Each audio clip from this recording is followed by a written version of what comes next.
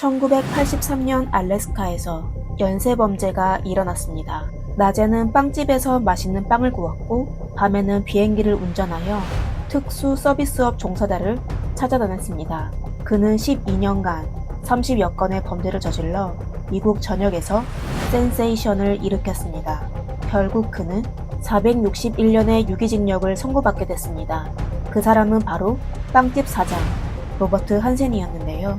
그의 삶에 어떤 일이 일어났을까요? 또 무슨 이유로 30명이 넘는 사람들을 폭행하여 숨지게 했을까요? 안녕하세요. 미스터리 수사국입니다. 오늘은 20세기 알래스카로 돌아가 로버트 한센에 대해 자세히 알아봅시다. 1939년 한센은 아이오와주에 있는 덴마크 가정에서 태어났습니다. 그의 아버지는 빵집을 운영하여 일가족의 생계를 유지하였습니다. 한센의 아버지는 아들을 어릴 때부터 아주 엄하게 키워왔습니다. 한센은 왼손잡이였는데요. 요즘 같은 시대에는 전혀 문제될 게 없었지만 당시 그의 아버지는 왼손잡이인 점을 아주 못마땅해하여 오른손으로 식사를 하도록 강요해 왔습니다. 어린 한센은 또 아버지의 빵집에서 일했었는데요. 하루 종일 일했지만 일당은 하나로 약 500원 뿐이었습니다. 이런 고압적인 가정에서 자란 한센은 소심하고 나약했으며 열등감이 심하여 그는 자폐증이 심했을 뿐만 아니라 말을 더듬거리기도 했습니다. 학교 생활을 시작하고도 한센의 처지는 여전하였습니다. 사춘기 때는 심한 여드름 피부로 학교에서 괴롭힘을 당하였습니다. 심지어 어떤 여학생들은 대놓고 그에게 못생겼다고 비웃으며 벌레 취급하기도 했습니다. 한센은 좋아하는 여학생에게 고백은커녕 말도 제대로 걸어본 적이 없었습니다. 같은 반 친구들이 손잡고 다니며 데이트하는 모습을 보고 부러워하기만 했습니다. 겨우 용기 내어 여학생과 대화하게 되어도 말을 더듬거려 용기를 완전히 무너뜨렸습니다. 이성에 대한 환상과 갈망, 그리고 심한 열등감이 그를 더욱 힘들게 하였습니다. 아마 이때부터 한센은 모든 여자를 원망하기 시작했을지도 모릅니다. 외롭게 보내던 한센은 언제부턴가 사냥을 좋아하게 됐습니다. 사냥할 때는 사람들과 소통할 필요가 없었기 때문이었죠. 심지어 그는 사냥에 재능이 있었습니다. 시작한 지 얼마 안 돼 그는 뛰어난 사격 능력으로 하루에 많은 사냥물을 얻을 수 있었습니다. 이기적인 아버지 때문인지 그는 성격도 점점 꼬이기 시작했습니다. 사냥으로 용돈을 버는 것은 더 이상 그의 목적이 아니었습니다. 그는 동물들을 궁지에 몰아넣고 공포심을 심어준 후에 사격하는 걸 즐기기 시작했습니다. 그리고 그는 마음속으로 보복을 계획하기 시작했습니다. 1957년 한센은 미군 육군에 입대하여 1년 후 제대하였습니다. 같은 해 그는 한 매춘녀의 유혹으로 처음으로 여자의 맛을 보게 됐으며 그로부터 그 쾌감에 빠져들기 시작했습니다. 군 생활의 경험으로 그는 포카혼타스에 있는 경찰학교에서 초급 경찰의 조교 일을 해왔습니다. 그리고 그곳에서 한 젊은 여성을 만나 결혼까지 꼴이 나였습니다. 1960년 한센은 또 소방자원봉사를 했었습니다. 겉보기에 그의 삶은 점차 안정을 찾기 시작했습니다. 그러다 1967년 6월 7일에 그는 고등학교에 대한 불만으로 빵집에서 일하고 있는 16세 알바생을 협박하여 그와 같이 고등학교 통학버스 차고에 불을 질렀습니다. 결국 그는 이 사건으로 일자리를 잃었으며 또 3년의 유기징역을 선고받았습니다. 그와 결혼한 지 겨우 반년 된 아내는 남편에 대해 엄청 화났었는데 한센은 또 수감 중 조울증과 우울증을 앓고 있다는 진단을 받게 되어 그녀는 결국 이혼을 선택하게 됐습니다. 그러다 한센은 20개월의 감옥 생활을 하다가 감형을 받게 되어 출소하게 되었습니다. 출소하고 수입이 없던 한센은 성실하게 일하여 돈 벌 생각을 하지 않고 도둑질로 생계 유지를 해왔습니다. 사실 그는 도둑질을 할 때 짜릿함에 중독되어 병적으로 도둑질을 하다가 교도소를 계속 드나들게 됐습니다. 이렇게 3년이란 세월을 막 살다가 그는 두 번째 부인을 만나게 되었고 새 인생을 살기로 굳게 다짐하여 아내와 같이 아주 먼 앵커리지로 이사왔습니다. 새로운 도시에서 새 인생을 시작한 한센은 정말 변하게 된 것 같았습니다. 그는 아내와 함께 두 아이를 낳았으며 빵집을 운영하려고 했지만 자금이 조금 부족하였습니다. 한센은 전에 자신이 사냥하여 모은 트로피와 사냥감의 고액의 보험을 들었습니다.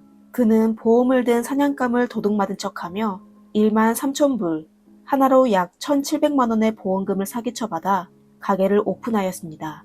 아버지의 솜씨를 물려받아서인지 그의 제빵 기술은 매우 뛰어났고 빵집 장사도 아주 잘 됐습니다. 한세는 몇 년간 많은 돈을 모았는데요.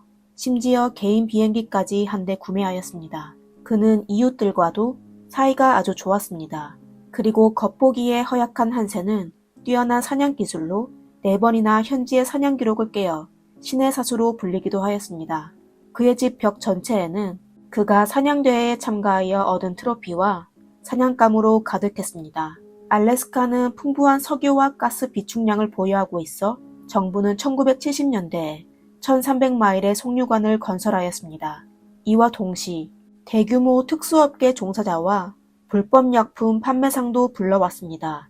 앵커리지에는 심지어 전문으로 불법 거래하는 구역도 있었습니다. 욕망에 휩싸인 많은 사람들은 그곳에 모여 즐기며 시간을 보내곤 하여 치안은 아주 혼란스러웠습니다. 바로 이곳에서 한세는 원하는 사냥감을 찾게 됐습니다. 이곳에선 여자를 300달러, 하나로 약 40만 원만 지불하면 어디든 데려갈 수 있었습니다. 사람들은 이런 종류의 거래를 오래전부터 익숙해하여 여자가 그 남자의 차를 타고 떠난 후 다시 나타나지 않았는지는 누구도 신경 쓰지 않았습니다. 1982년 9월 12일 휴가 중인 경찰 2명이 크닉강에서 사냥을 하였는데요. 수확이 좋지 않았습니다. 저녁이 다 되었지만 그들은 여전히 아무런 사냥감을 얻지 못하였습니다. 2사람은 실망하여 사냥을 마치고 돌아가기로 하였습니다. 그들이 강변을 따라 걷다가 모래밭에서 우연히 부츠 한 켤레를 발견하게 됐습니다. 수상하다고 느껴진 2사람은 가까이 다가가 확인하였는데요. 모래에 묻혀 썩어가는 인간의 몸을 보게 됐습니다. 그들은 바로 911로 신고하여 경찰이 현장에 도착하였습니다. 전장에 참여한 경험이 있는 베테랑 수사 담당자가 왔는데요. 그는 몇 시간 후 탄피 하나를 발견하였습니다. 그 탄피는 보통 M16, 미니 14 또는 AR-15 등의 사격도구에 쓰였습니다. 분명 피해자는 사격도구에 맞아 숨지게 됐습니다. 피해자는 여성이고 심한 부패로 인해 당분간 나이 확인이 어려웠습니다. 피해 시간은 6개월을 초과했으며 몸에는 3곳에 큰 상처가 있었습니다. 경찰은 2주간의 조사로 피해자가 24세 셰리 모로라는 걸 확인하였습니다.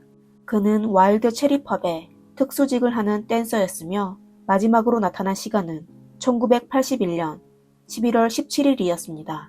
그녀 친구의 말로는 한 남자가 300달러를 지불하고 그녀를 모텔로 불러 사진 촬영을 하기로 하였다고 했습니다. 셰리에게는 거액의 수입이었기 때문에 그녀는 바로 동의하였습니다. 하지만 그로부터 그녀는 다시 나타나지 않았다고 했습니다. 셰리의 사건에 경찰은 단순 사건이 아니라는 걸 느꼈습니다. 지난 2년 동안 실종 사건이 급증했었는데요.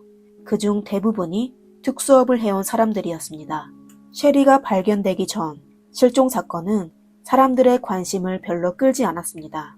실종자들이 특수업계 종사자들이어서 행방이 일정하지 않았기 때문이었습니다. 그녀들은 거의 혼자 살고 있었으며 가끔 숨어 있다가 필요할 때 다시 나타나곤 했었죠. 경찰은 숨진 셰리와 전에 발생한 2건의 특수업자 숨진 사건과 관련이 있다는 걸 알아차렸습니다. 1980년 7월 17일 건설업 노동자가 땅을 파다가 한 여성의 신체 일부를 발견하게 됐습니다. 그녀가 숨진 이유는 등이 찔려서인데 신체의 기타 부분은 찾지 못하였습니다. 현장에는 아무런 단서가 없어 피해자의 신분을 확인할 수 없었습니다. 같은 해 경찰은 인근의 돌구덩이에서 또 다른 한 명의 숨진 여성을 발견하게 됐는데요. 역시 심한 부패로 아무런 유력한 단서를 얻지 못하다가 나중에 특수업계 종사자인 조앤 메시나라는 걸 확인하였습니다. 경찰은 세 사건을 같이 수사하였지만 유감스럽게도 아무런 단서를 얻지 못했습니다. 몇 개월이 지났지만 사건은 계속 미스터리로 남게 됐습니다. 그러다 1983년 6월 13일 저녁에 예상치 못한 일이 발생하게 됐습니다. 거의 알몸 상태인 한 여자가 손이 묶인 채 맨발로 거리를 뛰어다니고 있었습니다. 그 당시 거리에는 사람이 별로 없었는데 다들 그녀가 약을 한 줄 알고 지켜보기만 하고 크게 신경 쓰지 않았습니다. 겁에 질린 여자는 거리에서 도와달라고 외치기 시작하며 결국 한 대의 트럭을 멈추게 하였습니다. 그녀는 차에 타게 됐는데요. 온도가 너무 낮아서인지 아니면 겁을 먹어서인지 온몸을 떨며 말하기 시작했습니다. 한 남자가 본인을 쫓아다니며 해치려고 한다고 하며 본인을 인근 모텔로 데려달라고 하였습니다. 운전기사 로버트 욘트는 그녀의 요구대로 해주었습니다. 하지만 그는 생각하면 할수록 이상하다고 느껴졌습니다. 거의 알몸 상태인 여자가 수갑을 채워진 상태로 돌아다니고 있다니 마치 탈옥한 사람 같았습니다. 심각하다고 느껴진 기사는 경찰에 바로 신고하였습니다. 경찰이 도착했을 때 여자는 혼자 모텔에서 수갑을 채운 채 앉아 있었습니다. 그들은 그녀의 수갑을 풀어주고 경찰서로 데려가 신문하였습니다. 소녀는 신디 폴슨이라고 불리며 사건 당시 17세였습니다. 그녀는 12살에 가출한 후 불법 약품에 중독되어 성인클럽에서 매춘하며 생계를 유지할 수밖에 없었습니다. 그녀는 6월 12일 저녁 한 남자가 그녀에게 본인과 관계를 맺으면 하나로 약 27만 원을 지불할 거라고 했었는데 신디는 그 남자가 안경을 꼈으며 허약해 보이기도 하고 나쁜 사람은 아닌 것 같아 흔쾌히 동의하였다고 했습니다. 그들은 외진 곳으로 가 거래를 진행하려고 했습니다. 그러다 어둠 속에서 신디의 손에 갑자기 수갑이 채워져 그녀는 깜짝 놀랐다고 했습니다. 남자는 그녀의 입을 막으며 다른 손으로는 사격 도구를 꺼내 그녀의 머리에 대고 본인이 특별한 취미가 있으니 가만히 있기만 하며 그녀를 해치지 않을 거라고 말했다고 했습니다. 신디는 동의할 수밖에 없었습니다. 어둠 속에서 차량은 멀리 있는 한 주택에 도착하게 됐습니다.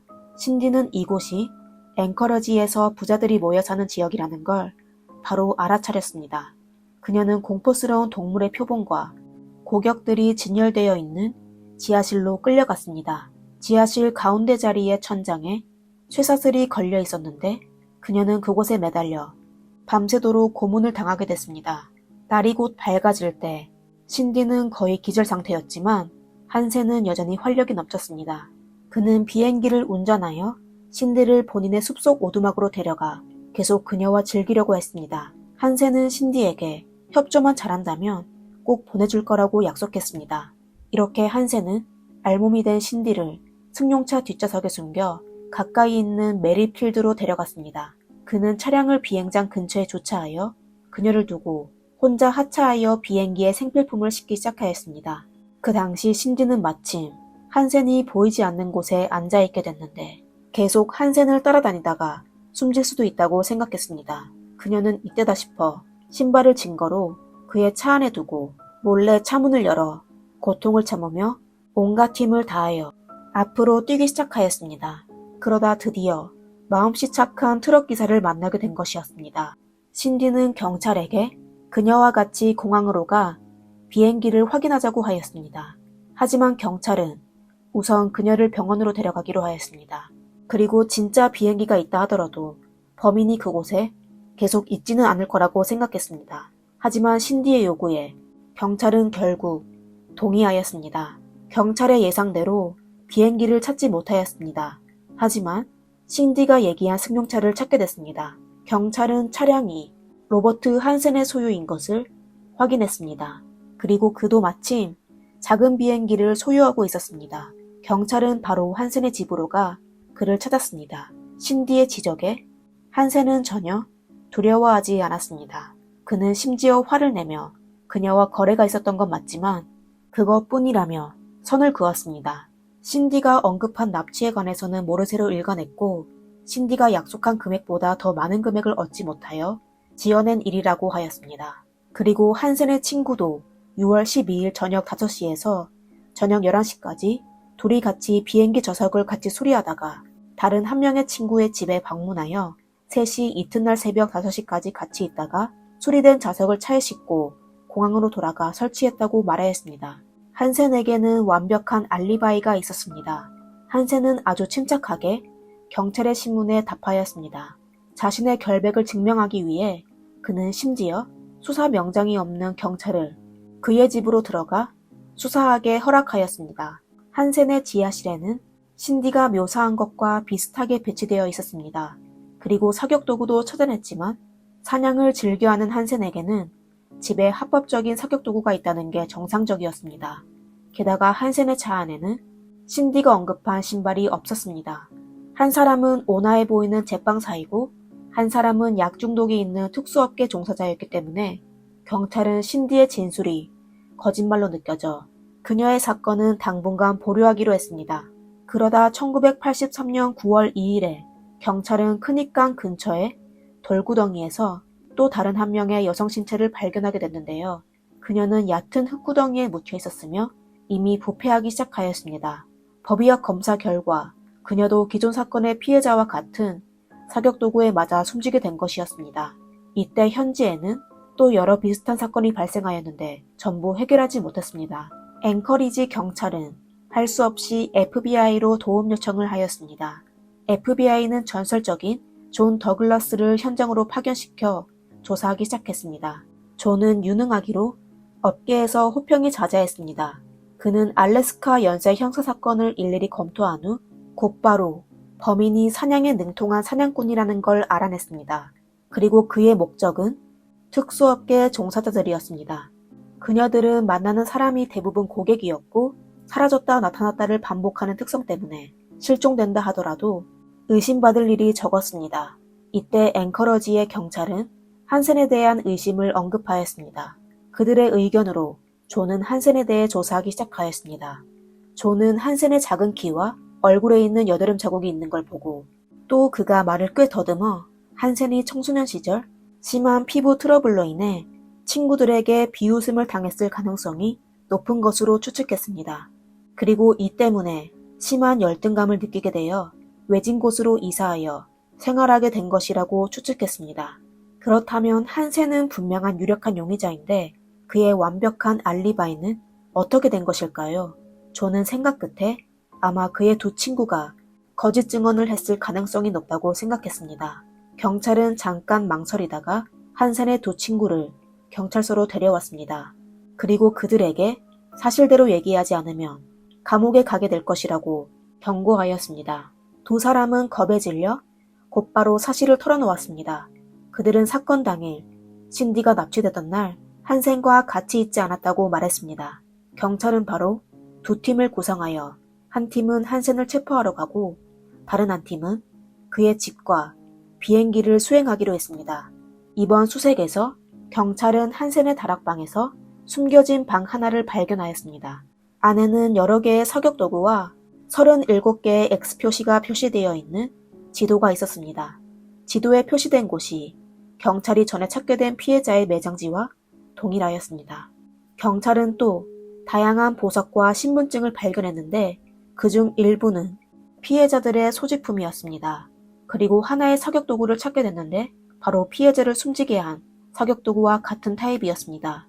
1983년 11월 3일 앵커러지 법원에서는 발견된 단서로 한센에 대해 4가지의 혐의를 기소하였지만 한센은 모든 혐의를 부인하였습니다.